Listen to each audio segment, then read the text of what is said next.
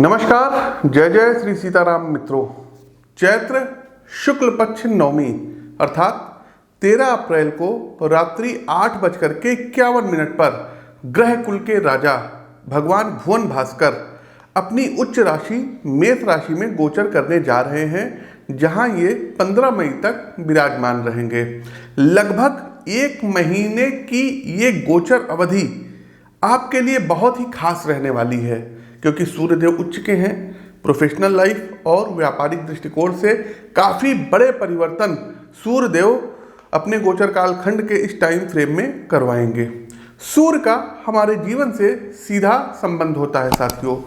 बड़े प्रशासनिक पदों पर बैठे लोग, बिजनेस के बड़े बड़े महारथी और सामाजिक रूप से सशक्त व्यक्ति, बड़े बड़े राजनेता, पॉलिटिशियंस, सूबे के मुख्यमंत्री, देश के प्रधानमंत्री, ये सूर्य से ही संचालित होते हैं।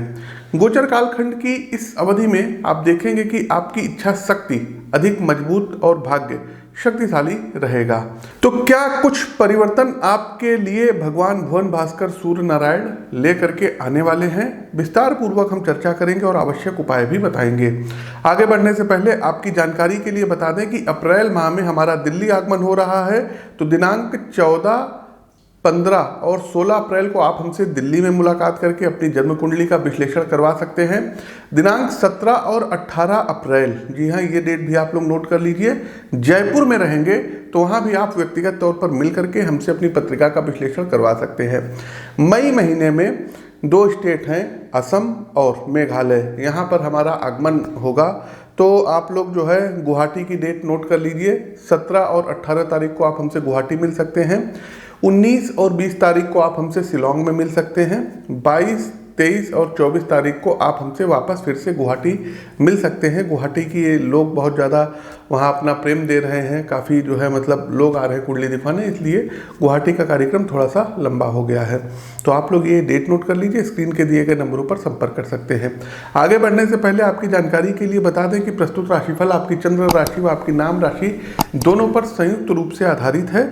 तो आप जो है दोनों के अनुसार इस राशिफल को दे सकते हैं और आवश्यक उपाय कर सकते हैं। क्योंकि सूर्यदेव देखिए मेष राशि में संचरण कर रहे हैं, उच्च के हो गए हैं, और यहाँ पर भारत देश में जो है इलेक्शंस का जो है इलेक्शन चल रहे हैं, चुनाव चल रहे हैं। तो हमारी कुछ राजनीतिक भविष्यवाणी है, इसको आप लोग नोट कर लीजिएगा। हम पहले भी कहते आए, फिर भी आप लोगों को जो है याद दिला दें कि 2024 में फिर से बीजेपी सत्ता में आएगी और नरेंद्र मोदी जी ये तीसरी बार प्रधानमंत्री पद पर सुशोभित होंगे। लेकिन उसका वीडियो विस्तार से आएगा। जो चर्चा है कि जो है इतनी सीटें 400 पार, ये सब ऐसा कुछ होने वाला नहीं है। लेकिन हाँ, बीजेपी सत्ता में आएगी और इस बार बीजेपी को थोड़ी सी रणनीति बना करके चलने की आवश्यकता होगी। कुछ उपाय हैं जो हमने उनके जो टॉप के लीडर्स हैं उन तक पहुँचा दिया है। बाकी जो है इन लोगों को बहुत ध्यान देना पड़ेगा, जैसे कि हरियाणा हो गया आपका पंजाब का स्टेट हो गया, आपका बिहार हो गया, उत्तर प्रदेश खास करके आपका हो गया। तो बिहार में भी इनको अच्छा नुकसान हो सकता है और हरियाणा में भी इनको नुकसान हो सकता है। यूपी में भी कुछ सीटें इनकी कम आ सकती हैं। लेकिन ओवरऑल ये है कि ये लोग जो है क्या कहते हैं, दक्षिण में अच्छा परफॉर्मेंस करेंगे, बंगाल में अच्छा परफॉर्मेंस करेंगे। तो इन लोगों की सीटें आएंगी, लेकिन अभी मेहनत करने की ज़रूरत है। और आगे बढ़ते हैं साथियों, हमारी जो भविष्यवाणी थी वो हमने आपको बता दी। अब जानते हैं सूर्य राशि परिवर्तन का सभी 12 राशियों का क्या हाल रहेगा। पहली राशि आती है एरीज अर्थात मेष राशि। तो मेष राशि के जातकों, सूर्यदेव आपके पंचम भाव के स्वामी हैं और गोचर कालखंड की इस अवधि में ये तनु भाव अर्थात पहले भाव में स्थित रहेंगे। अच्छा, एक चीज़ और ध्यान रखिएगा, सूर्यदेव जैसे मेष राशि में गोचर कर रहे हैं तो इनकी जो सप्तम दृष्टि है तुला राशि पर रहेगी। 7वीं राशि तुला राशि होती है, तो सूर्य अपने से 7वें भी दृष्टि करेंगे। तो इस चीज़ का आप लोग विशेष ध्यान रखिएगा। तो हमने कहा ना कि सूर्यदेव आपके तनु भाव अर्थात लग्न भाव में स्थित रहेंगे। मेष राशि के मित्रों, वर्क प्लेस पर आपकी इच्छा शक्ति में वृद्धि अब होने जा रही है। देखिए मेष राशि के मित्रों, आपकी आदतें आपके व्यक्तित्व को निखारने में सबसे ज़्यादा प्रभावी भूमिका निभाती है। सूर्य गोचर कालखंड की इस अवधि में आपके अंदर अपने कार्य को लेकर के अधिक सजगता आएगी। आप अपने प्रयासों को लेकर अधिक आक्रामक और बोल्ड होंगे। यदि आपके सामने विचार के लिए कोई मुद्दा लाया जाता है तो तो आप काफ़ी स्पष्टता से अपने पॉइंट को रखेंगे। आपका स्पष्ट नज़रिया आपके कैरियर को एक सकारात्मक मोड़ प्रदान करेगा। नौकरी व्यवसाय को लेकर आपको 10 में से 10 नंबर दिए जाते हैं। कोई यदि बेरोजगार है तो इस अवधि में रोजगार का सृजन हो सकता है। इलेक्शंस वगैरह में यदि आपको टिकट मिला है, मेष राशि के हैं, निश्चित तौर पर यदि आप थोड़ी सी मेहनत कर लेंगे तो आपको विजय का स्वाद चखने को मिलेगा। बाकी आप अपनी कुंडली का विश्लेषण भी करवा सकते हैं। और परिवार में लगभग सभी चीज़ें एक पूर्व निर्धारित क्रम के अनुसार चलेंगी। हाँ, आपके लिए विशेष सलाह है कि वाद विवाद में मत उलझिएगा, क्योंकि जैसा मैंने कहा लहजे में एक आक्रामकता रहेगी। हो सकता है कि आप अपने परिवार के सदस्यों के साथ जिस मुद्दे पर बातचीत करें उसमें अपने दृष्टिकोण को उन पर थोपने का प्रयास करें। इस जो है मन भिन्नता का रिश्ता नकारात्मक असर आपके ऊपर डाल सकता है और दूसरों के ऊपर डाल सकता है, इसलिए अनावश्यक विमर्श से भी बचिएगा। छात्र वर्ग के लिए सूर्य सकारात्मक परिस्थितियों का निर्माण करेंगे। एग्जाम्स वगैरह में आपको बहुत ही अच्छे और सुखद परिणाम देखने को मिलेंगे। गोचर कालखंड की इस अवधि में कुछ आप कीमती वस्तुएं भी खरीद सकते हैं। साथ ही साथ फ्रेंड सर्किल के साथ कहीं घूमने फिरने इत्यादि भी जा सकते हैं। और हाँ, मेहनत खूब करनी पड़ेगी और कैरियर ग्रोथ आपका होगा, अच्छा खासा होगा। फाइनेंस के पॉइंट ऑफ व्यू से मेष राशि के जातकों अच्छी बचत और निवेश से मिलने वाला बढ़िया रिटर्न आपको आर्थिक संतुष्टि प्रदान करेगा। एक रिक्वेस्ट थी आप लोगों से साथियों, वीडियो को जितना अधिक हो सके लाइक करते चलिए, शेयर करते चलिए और हाँ, कमेंट बॉक्स में जय श्री सीताराम का उद्घोष कीजिए। इस वीडियो को अधिक से अधिक जरूरतमंद लोगों तक शेयर कीजिए, क्योंकि वो अपने राशि के अनुसार राशिफल को जरूर देख सकें और आवश्यक उपाय जरूर कर सकें। इससे उनको भी लाभ होगा और आप शेयर करेंगे तो आप भी पुण्य के भागी बनेंगे।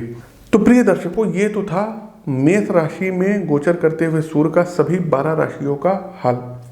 अब कार्यक्रम का अंतिम पड़ाव आता है रेमेडीज अर्थात उपाय का। तो उपाय के तौर पर साथियों, आदित्य हृदय स्तोत्र, जी हाँ, अगस्त ऋषि द्वारा रचित आदित्य हृदय स्तोत्र भगवान राम को डिलीवर्ड किया गया था और सभी ये जानते हैं कि उसका रिजल्ट्स क्या निकला।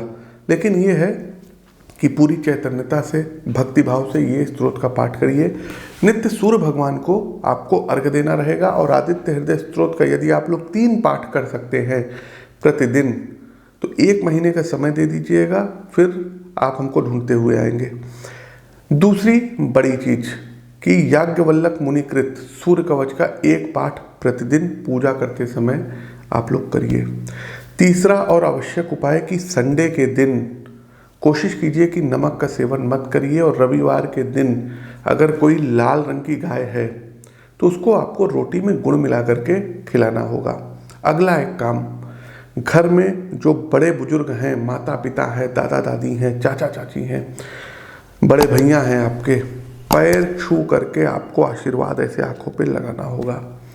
अगला एक काम, स्वस्थ शब्दों का चयन आपको करना होगा। ऐसा मैंने इसलिए कहा है क्योंकि यदि आप स्वस्थ शब्दों का चयन लोगों के लिए करेंगे तो वो भी आपको सम्मान देंगे और सूर्य आपके मजबूत होंगे।